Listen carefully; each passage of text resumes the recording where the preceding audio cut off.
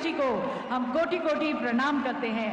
राष्ट्र के मार्गदर्शक, विकसित भारत के शिल्पकार माननीय प्रधानमंत्री जी का हार्दिक स्वागत। और इस सभागार में उपस्थित आप सभी का भी देवी सजनों शुभकामनाओं के साथ स्वागत करते हैं।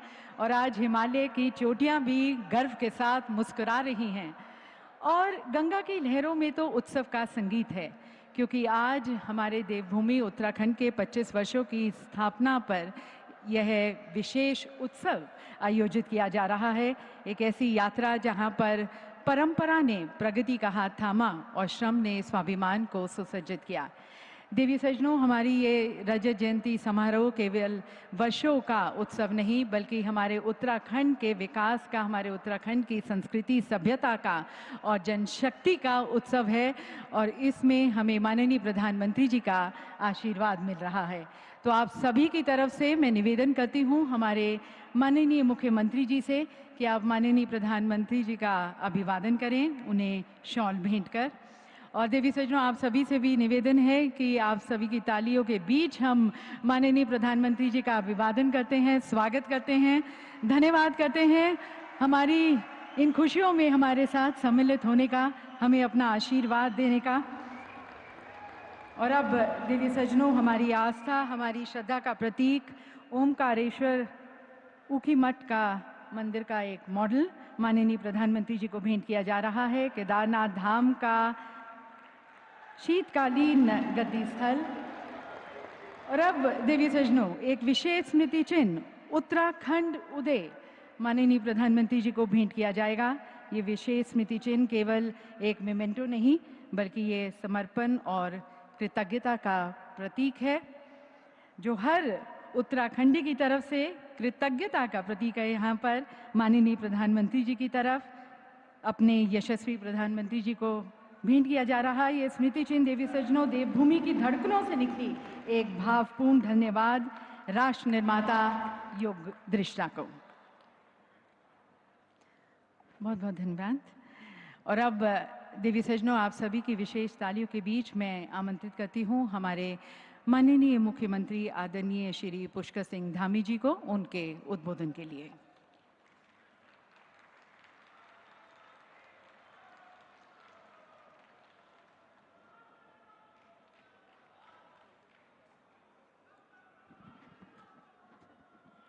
भारत माता की, भारत माता की।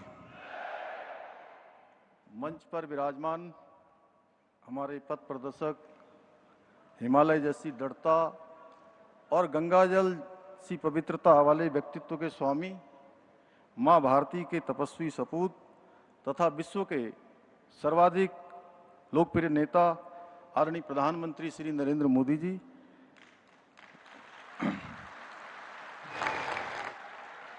उत्तराखंड के माननीय राज्यपाल लेफ्टिनेंट जनरल सेवानिवृत्त श्री गुरमीत सिंह जी, केंद्रीय राज्य मंत्री श्री अजय टमटा जी, उत्तराखंड विधानसभा की माननीय अध्यक्ष श्रीमती रितु खंडूरी जी, भारतीय जनता पार्टी के प्रदेश के अध्यक्ष और राज्यसभा के सांसद आदरणीय महेंद्र भट्ट जी, आदरणीय सभी पूर्व मुख्यमंत्रीगण, मंत्रिपरिषद के मेरे सभी सहयोगीगण, लोकसभा एवं राज्यसभा के माननीय सांसदगण, माननीय विधायकगण, उपस्थित पत्रकार एवं छायाकार बंधुगण, पूज्य संतगण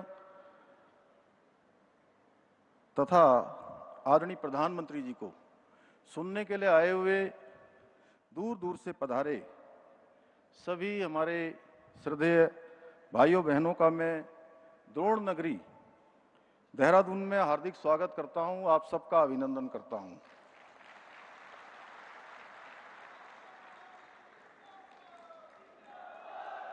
तथा आप सभी को उत्तराखंड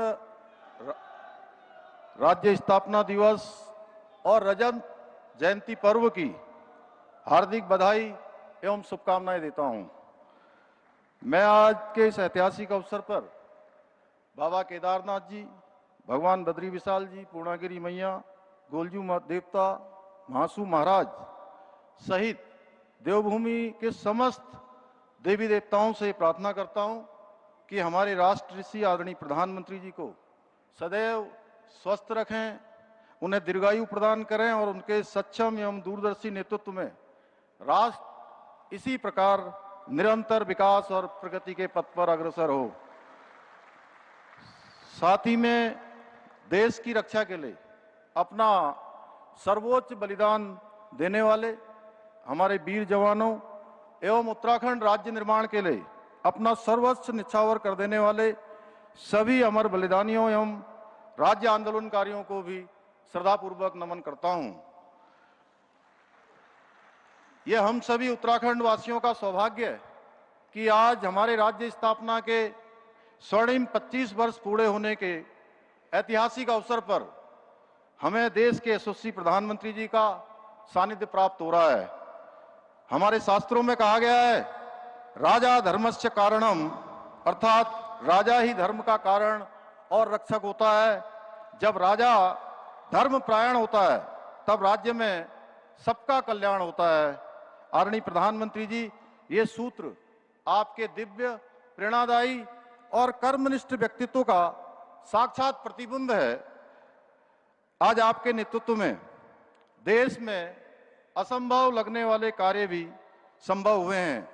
आपके नाम मात्र से प्रत्येक भारतीय के भीतर एक नई ऊर्जा और उत्साह का संचार हो जाता है, क्योंकि आप उस प्रकाश पुंज के समान हैं जिसकी आभा से आज संपूर्ण विश्व में भारतवर्ष का मान बढ़ रहा है।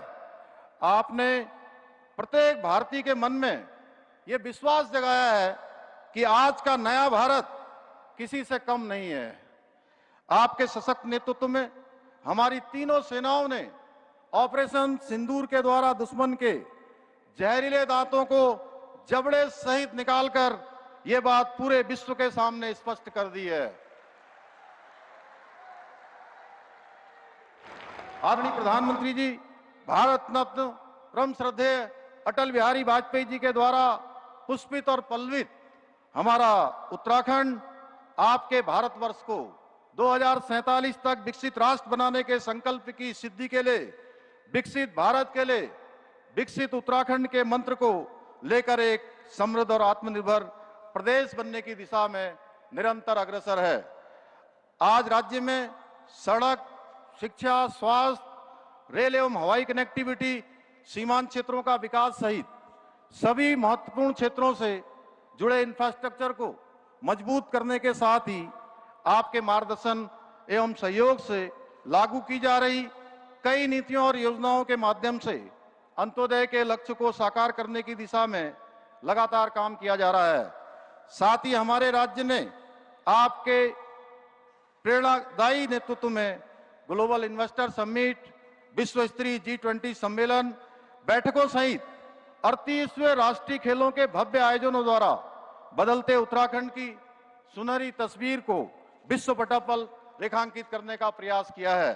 इसके अलावा आपके ही दिशा निर्देशन में हम विश्व आपदा प्रबंधन एवं जलवायु परिवर्तन सम्मेलनों की श्रृंखला के आयोजन द्वारा ग्लोबल वार्मिंग से होने वाले खतरों से निपटने के लिए विशेष नीतियों और कार्यक्रमों की आवश्यकता और ग्राउंड जीरो पर उन्हें लागू करने के लिए भी प्रयास कर रहे हैं।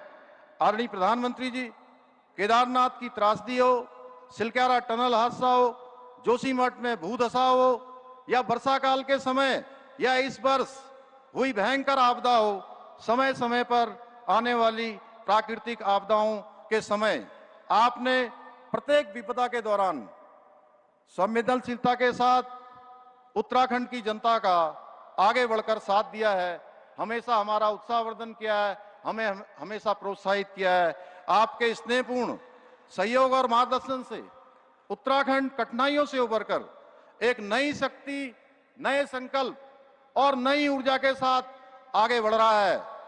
आज प्रदेश में विकास के साथ साथ सांस्कृतिक अस्मिता, पारंपरिक पहचान और डेमोग्राफिक संतुलन को सुरक्षित और संरक्षित रखने के लिए विभिन्न कार्य किए जा रहे हैं। साथ ही समान नागरिक संहिता का कानून, नकल विरोधी कानून, धर्मांतरण विरोधी कानून, दंगा रोधी कानून, मदरसा बोर्ड की समाप्ति जैसे साहसिक कदमों के माध्यम से आज हमारा राज्य एक समरस समाज निर्माण की दिशा में अग्रसर है। आदरणीय प्रधानमंत्री जी, मुझे पूर्ण विश्वास है कि आपके मार्गदर्शन और आशीर्वाद से हम सब मिलकर देवभूमि उत्तराखंड को सशक्त, समृद्ध और आत्मनिर्भर राज्य बनाने के अपने विकल्प रहित संकल्प को पूरा करने में अवश्य सफल होंगे। इसी विश्वास के साथ आदरणीय प्रधानमंत्री जी का राज्य स्थापना दिवस के इस विशिष्ट अवसर पर पुनः स्वागत करते हुए कविता की इन पंक्तियों के साथ मैं अपनी बात समाप्त करता हूं। त्याग, तप, त्याग और बलिदानों से हमने उत्तराखंड को पाया है नमन उन अटल बिहारी को जिन्होंने ये स्वप्न सच कर दिखाया है। अब राष्ट्र ऋषि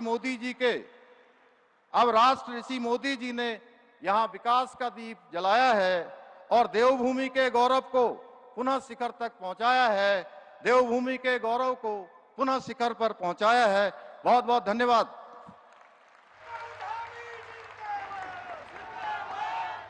बहुत बहुत धन्यवाद मुख्यमंत्री जी आपके संदेश के लिए। और देवी सज्जनों, विकास की जो लौ यहाँ पर उज्ज्वलित हुई, इसको और अब गति देते हुए आज अनेक योजनाओं का शिलान्यास और लोकार्पण किया जाएगा माननीय प्रधानमंत्री जी के कर कमलों द्वारा।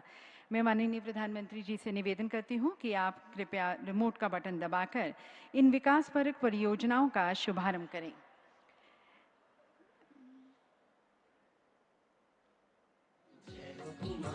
देवी सज्जनों, आज 8,260 करोड़ की 31 योजनाओं का लोकार्पण और शिलान्यास किया जा रहा है माननीय प्रधानमंत्री जी के द्वारा। सिंचाई, खेल, ऊर्जा, वन, पर्यटन, प्राविधिक शिक्षा, चिकित्सा शिक्षा, कृषि, पेयजल, शहरी विकास, डेयरी विकास, लोक निर्माण विभाग की 7,300 करोड़ की योजनाओं का शिलान्यास किया जा रहा है। इसके साथ साथ ऊर्जा, शहरी विकास, प्राविधिक शिक्षा, लोक निर्माण, पेयजल, सिंचाई, कौशल विकास एवं सेवा योजन व खेल विभाग की 932 करोड़ की 12 योजनाओं का लोकार्पण किया जा रहा है।